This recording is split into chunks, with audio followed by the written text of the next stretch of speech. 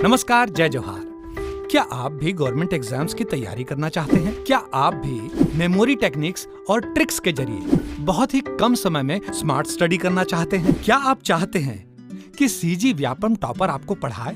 तो डाउनलोड करिए Yogendra Sahu classes app. यहाँ 10 से अधिक गवर्नमेंट एग्जाम्स क्रैक करने वाले और सीजी व्यापम टॉप करने वाले योगेंद्र सर सीजीपीएससी और सीजी व्यापम के अंतर्गत होने वाले सभी एग्जाम्स की तैयारी कराएं। तो डाउनलोड करिए Yogendra Sahu classes app to be the best, learn from the best.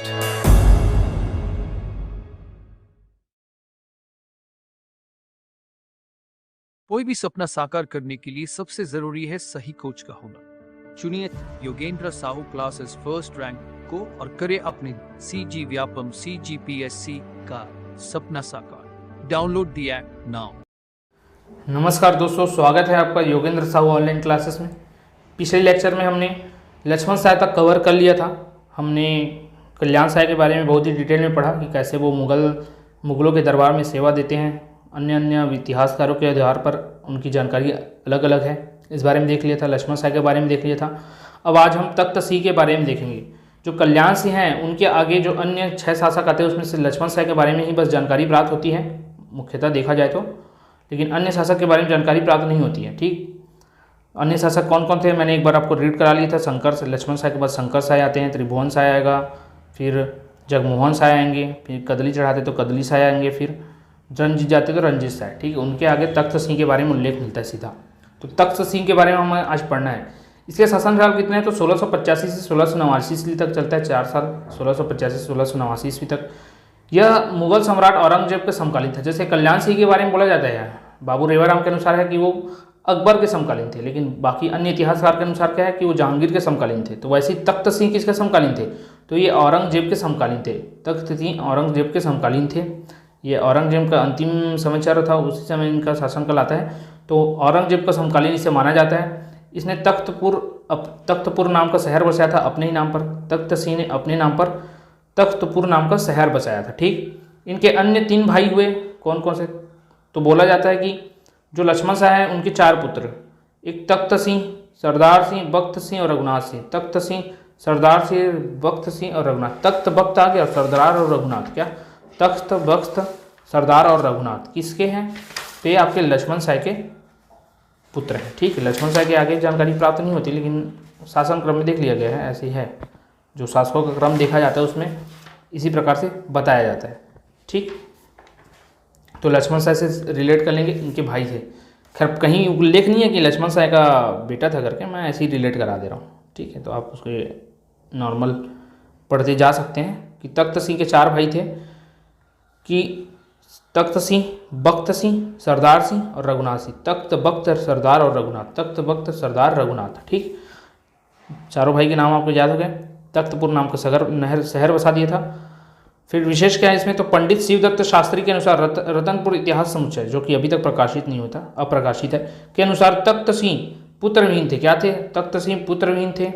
इन्होंने अपनी स्त्री का नियोग कराकर पुत्र प्राप्त किया था, जिसका नाम क्या था? राज सिंह था। अब नियोग प्रथा क्या होती है तो नियोग प्रथा बोला जाता है कि मतलब जिस स्त्री के गर्भ से शिशु होगा वो तो माँ होगी, लेकिन जो पिता है वो वास्तविक पिता नहीं रहेगा। आप इस अनुसार से समझ लीजिए कि ये उसका वास्तविक पिता नहीं है।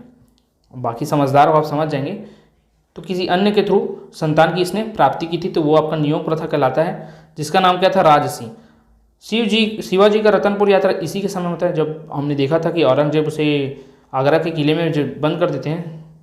ठीक है, तो वहाँ से जब वो भागते हैं तो कानपुर इलाहाबाद होते हुए सरगुजा रियासत के घने क्षेत्रों से यहाँ पहुँचते हैं और रतनपुर, रायपुर, चंद्रपुर, करीमगंज क्षेत्र होते हुए 22 सितंबर 1966 को रायगढ़ पहुँचे। रायगढ़ महाराष्ट्र का। इस तरह वे अल्प अवधि के लिए रतनपुर प्रवास पर थे। रायगढ़ जो उनका राजधानी था ना, ये छत्तीसगढ़ वाला रायगढ़ नहीं है, महाराष्ट्र वाला रायगढ़ है। लाइट गोल हो गया है थोड़ा सा, इसलिए थोड़ा काला दिख रहा होगा तो चला लीजिएगा। ठीक है, तो ये हमने देख लिया शिवाजी का रतनपुर यात्रा किस दौरान हुआ था, आ भी गया। तो किस दौरान हुआ था? जब वो आगरा किले से भाग जाते हैं तो कुछ समय तक यहाँ पर जो कानपुर इलाहाबाद होते हुए सरगुजा रियासत से जब क्रॉस करते हैं तो यहाँ पर रतनपुर क्षेत्र में कुछ समय के लिए रहते हैं। ये आपको याद रखना। ठीक है, तो तख्त सिंह में इतना ही था। तख्त सिंह 4 साल 85 से 89 शासन करता है। इसका बेटा आता है मुगल सम्राट औरंगजेब का समकालीन था, ठीक है, या मुगल सम्राट औरंगजेब का समकालीन था, ये याद रखना है। इसने अपने नाम पर तखतपुर शहर बसाता है। इनके 3 अन्य भाई थे, सरदार सिंह, बख्त सिंह और रघुनाथ सिंह। तो तख्त बख्त सरदार रघुनाथ ऐसे याद किया हमने।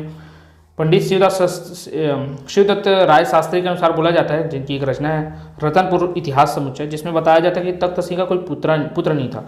तो इसने नियोग प्रक्रिया के द्वारा एक पुत्र की प्राप्ति की जिसका नाम था राज सिंह, और यही आगे चल के शासन संभालता है। ठीक, इसके समय में शिवाजी रतनपुर प्रवास पर थे, ये भी हमने देख लिया।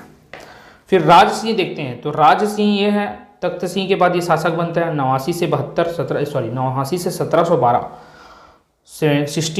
से 1712 ईस्वी तक ये शासक थे। ठीक है, इसने क्या निर्माण कराया? तो बादल महल। अब राजा जो है क्या बादलों की ऊंचाइयों तक जाएगा ना, तो ऐसा उसका ख्वाब था कि मैं बादलों में रहूं, तो बादलों में तो रहना मुश्किल है, इसलिए बादल महल नाम बना दिया। ठीक, बादल महल बनाया कहाँ? रतनपुर में। किसने? राज सिंह ने। तो सब स्थापत्य कला आपको याद करते चलना है।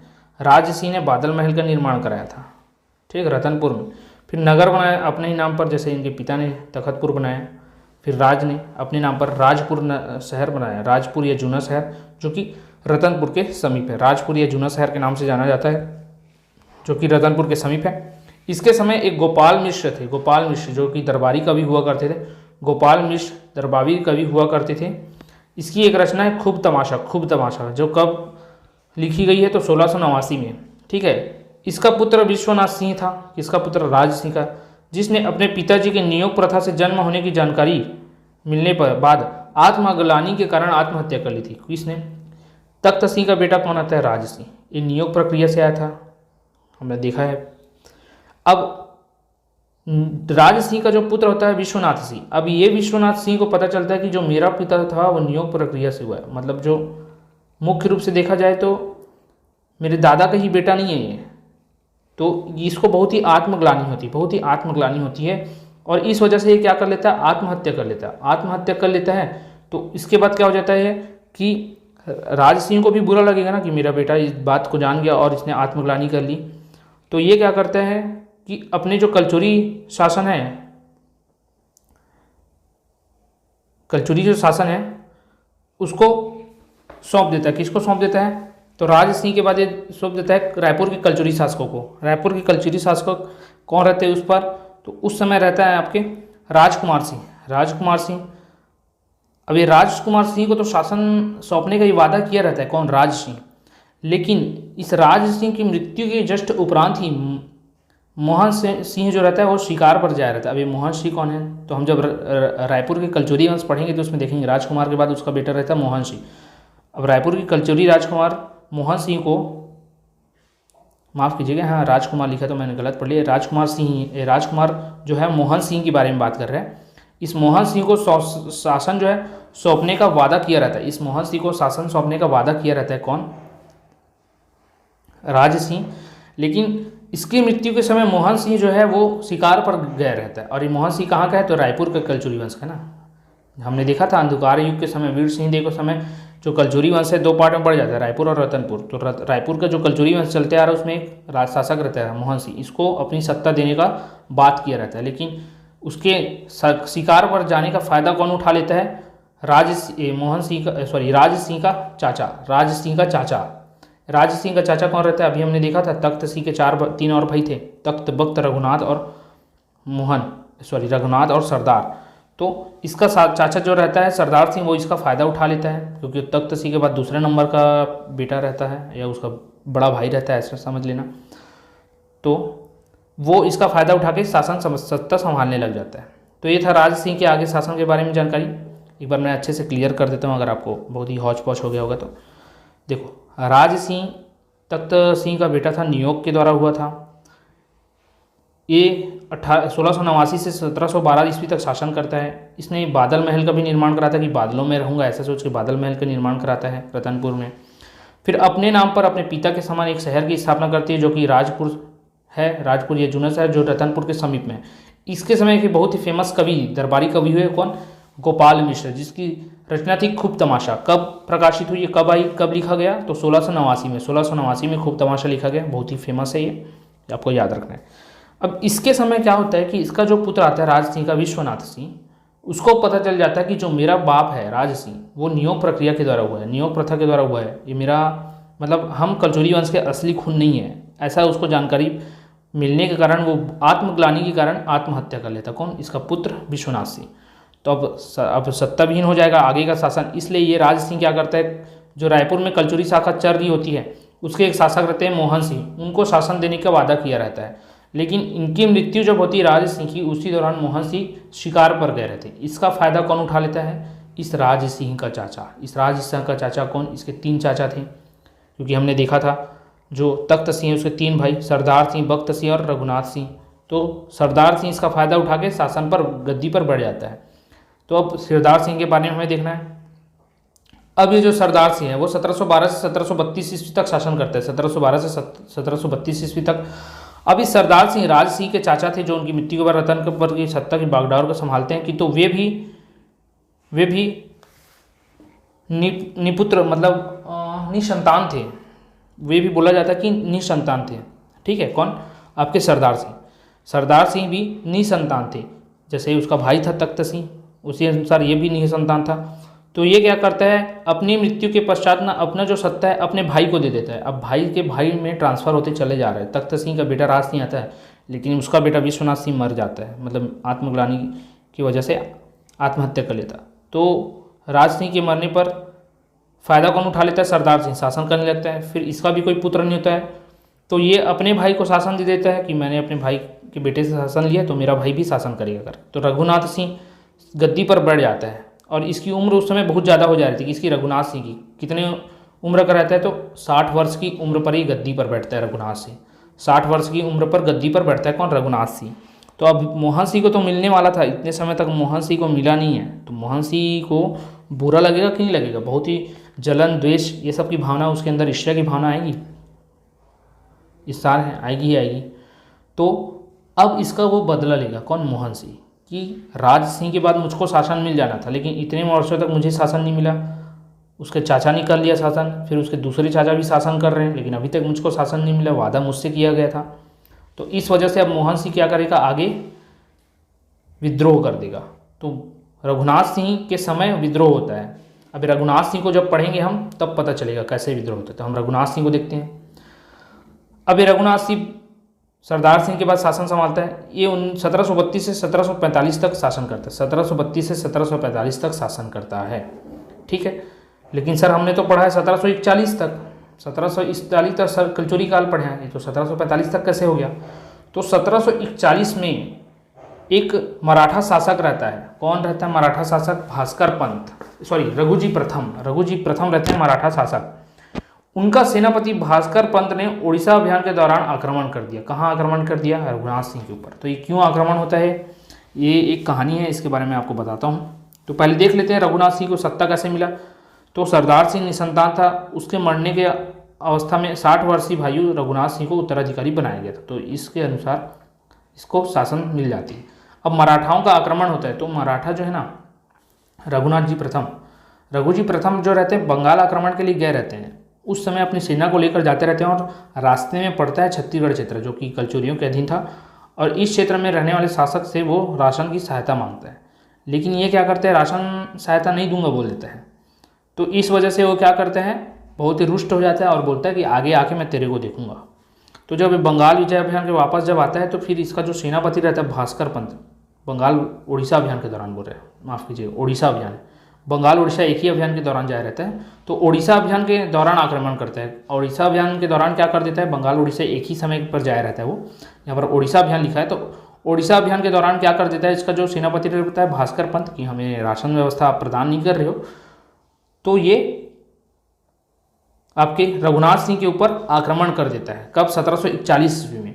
अब मराठा सेना के द्वारा तोप से महल के एक हिस्से को नष्ट कर दिया। अब जो ये जिस महल पे रह रहा रहता है बहुत ही मजबूत रहता है, उस पर क्या है, चढ़ाई नहीं की जा सकती है। जो आपके चैतुरगढ़ का किला जो रहता है ना, बहुत ही वो रहता है, बहुत ही मजबूत रहता है। वहाँ पर ये जाकर बैठ जाया रहता है और उसको ना क्या बोलते हैं, जीत हासिल करना मुश्किल होता रहता है। तो तोप गोली की सहायता से एक हिस्से को तोड़ दिया जाता है।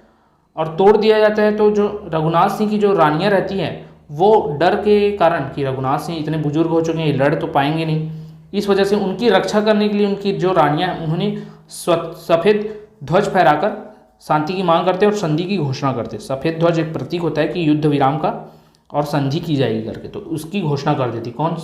रघुनाथ सिंह की पत्नियाँ उनके रानियों के द्वारा। ठीक है, तो ये था। तो 1741 में रघुजी प्रथम के सेनापति भास्कर पंत ने उड़ीसा अभियान के दौरान क्या किया? आक्रमण किया। आक्रमण के दौरान उनकी पत्नियां सफ़ेद ध्वज दिखाकर, किसकी पत्नियां? तो रघुनाथ सिंह की पत्नियां सफ़ेद ध्वज दिखाकर संधि की घोषणा कर देती हैं। फिर ये युद्ध रुक जाता है, लड़ाई वड़ाई होता नहीं है। फिर रघुनाथ सिंह ने अपने पुत्र की मृत्यु के से अत्यंत दुखी था, जिसके कारण राजकीय कार्यों पर ध्यान नहीं देता था। इस कारण जब मराठा सेना का आक्रमण हुआ तो बिना युद्ध के आत्मसमर्पण कर दिया था।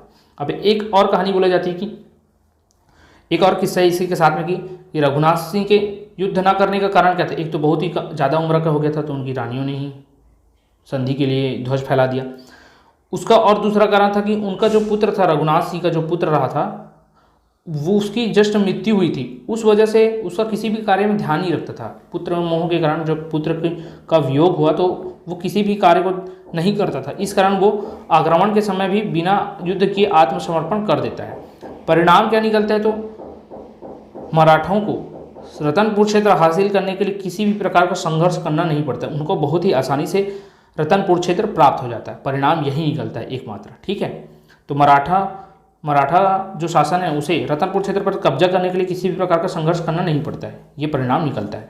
फिर इस तरह रघुनाथ सिंह की टूटी मानसिकता और उदासीनता के कारण भोसलों को बिना युद्ध किए रतनपुर साम्राज्य मिल गया और प्रबल प्रतापी हैहयवंशी राज्य का इतिश्री हो गया।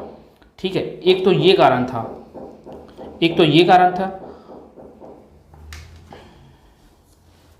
और दूसरा कारण ये बोला जाता है, जैसे कि मैंने आपको बताया था कि मोहन सिंह जो था, मोहन सिंह कहाँ जाता है? मोहन सिंह जाता है आपके मराठों के पास जाता है मोहन सिंह, और बताता है कि ऐसा सब हो गया, मुझे शासन देने का राज सिंह ने वादा किया था, लेकिन उसकी मृत्यु का फ़ायदा उठाकर, मेरे ना होने का फ़ायदा उठाकर सरदार सिंह शासन करता है। फिर वो भी बुजुर्ग होता है, उसकी भी संतान ही थी, फिर मुझे देना चाहिए तो उसकी जगह उसने अपने भाई को ही दे दिया। ये सब जाकर कहानी बताता है कौन? मोहन सिंह मराठों को। तो मराठा आते हैं और यहाँ पर आक्रमण करते हैं।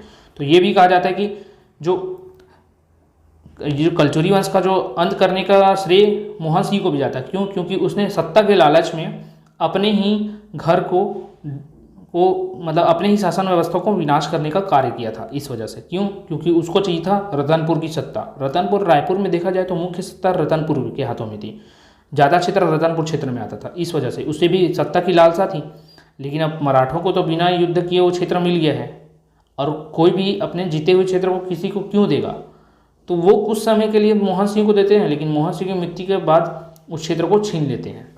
ठीक है, तो हम आगे मोहन सिंह में देखेंगे। ये था आपका कारण कि मराठों का आगमन कैसे होता है छत्तीसगढ़ में, क्यों युद्ध होता है, कैसे कैसे होता है। ठीक है, तो वही आगे पॉइंट दिया गया था कि ये कलचुरियों के अंतिम स्वतंत्र शासक थे। कौन? रघुनाथ सिंह ने तो समर्पण कर दिया, तो फिर ये मराठों के अधीन आ जाते हैं, मराठों के अधीन प्रथम शासक बनते हैं। रतनपुर गृह का अंतिम जीवित सदस्य रघुनाथ सिंह था।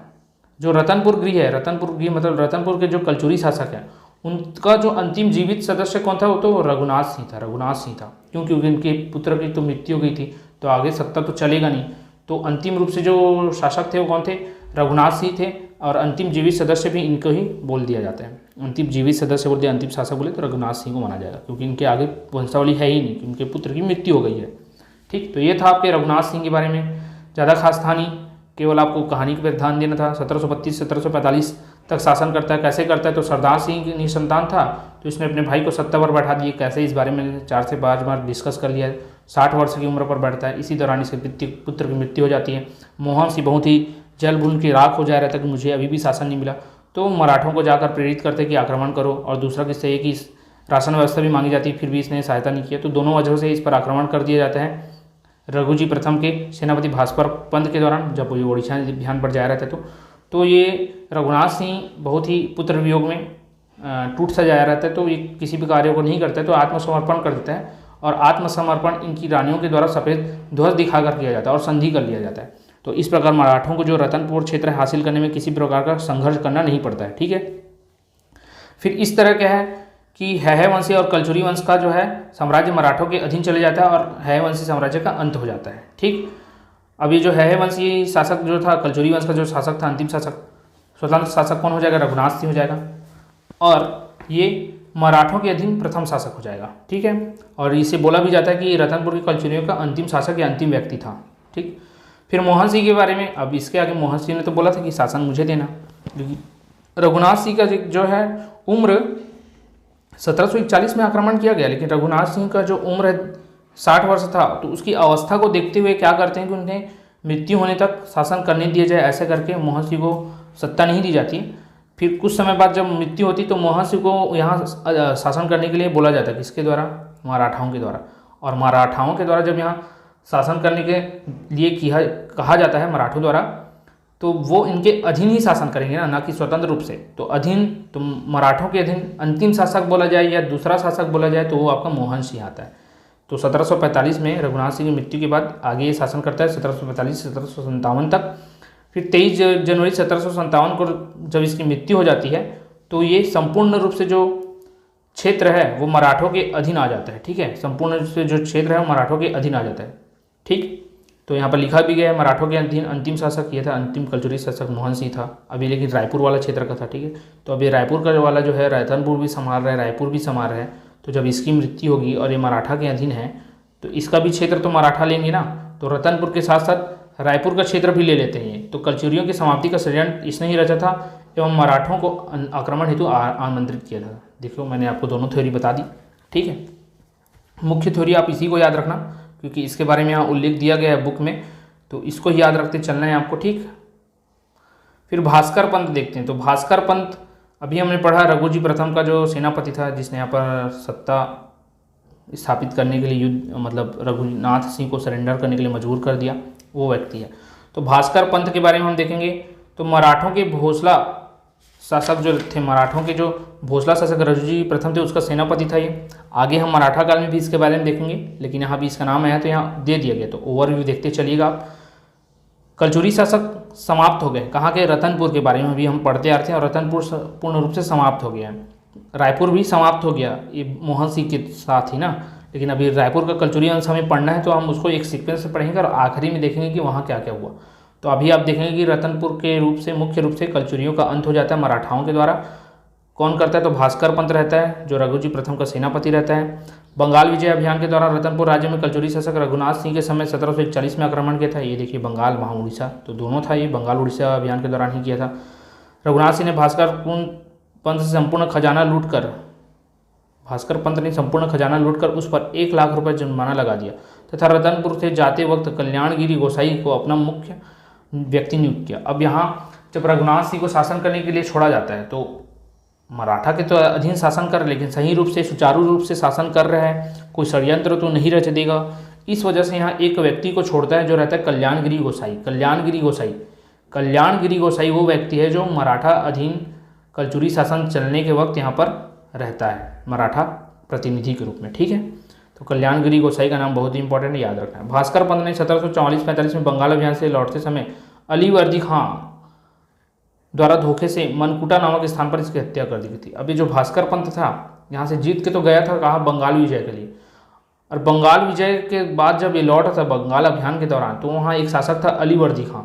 इस अलीवर्दी खां के द्वारा, आप इंडियन हिस्ट्री में पढ़ेंगे इसके बारे में, अलीवर्दी खां के बारे में, इस अलीवर्दी खां के द्वारा धोखे से मनकुटा नामक स्थान पर इसकी हत्या कर दी। अब मनकुटा मतलब मन से कूटा, इसको मन से किसको कूटा? भास्कर पंत को, इतना कूटा कि उसकी मृत्यु हो गई। ठीक है, तो अलीवर्दी का मन था कूटने का, किसको? भास्कर को। तो भास्कर को मन से कूटते कूटते उसकी मृत्यु हो जाती है। ठीक है, तो ऐसे आप रिलेट करके आ सकते हैं। भास्कर को मन से कूटा किसने? अलीवर्दी खां ने। तो मनकुटा नामक स्थान पर भास्कर की मृत्यु हो गई, यह हत्या कर दी किसके द्वारा? अलीवर्दी खां के द्वारा। तो ये था भास्कर पंत के बारे में। ठीक, तो आज के वीडियो में इतना ही रखते हैं। मैंने आपको पूरा डिटेल से बता दिया इस सब के बारे में। हमने आज तख्त सिंह राज सिंह से देखना चालू किया था, इसके आगे हमने कंटिन्यू किया और किस प्रकार से अब जो कलचुरी शासन अंत हुआ उसके बारे में देखा। अब ये मराठाओं के अधीन चला गया है, मराठों के अधीन चला गया है। ठीक है, अब आगे हम रतनपुर की कलचुरी के बाद रायपुर की कलचुरी वंश देखेंगे, फिर वहाँ भी आपको क्लियर हो जाएगा कि रायपुर का कलचुरी भी किस प्रकार से मराठों के अधीन आ जाता है। अभी तो मैंने खैर ओवरव्यू में बता दिया, कि मोहन सिंह दोनों क्षेत्र का राजा था इस वजह से, और किस प्रकार से उसके बारे में डिटेल में देखेंगे। तो इस वीडियो में इतना ही। अगर आपको कोई भी डाउट होता है तो आप हमें कमेंट करके जरूर बताइएगा, ठीक है। 1 से 2 बार जरूर इस वीडियो को देखिएगा ताकि आपको बहुत ही अच्छे से ये याद हो जाए, ठीक। क्या है कि कोई भी वीडियो, कोई भी जो है राजवंश या इतिहास का कोई भी पोर्शन हो, एक बार में याद नहीं होगा, आपको कम से कम 2 से 3 बार तो देखना ही पड़ेगा मिनिमम। तो आप वो प्रोसेस कीजिए और प्रोसेस पर कंटिन्यू बने रहिए, तो आपकी ज़रूर याद हो जाएगा, ठीक है। और ऐसे ही रिलेटिव मेथड टेक्निक्स के माध्यम से जैसे मैं आपको याद करा रहा हूँ, तो ऐसे ही अपनी तैयारी को और भी सुदृढ़ करने के लिए आप हमारी योगेंद्र साहू क्लासेस ऐप से जुड़ सकते हैं। अभी के लिए इतना ही, धन्यवाद।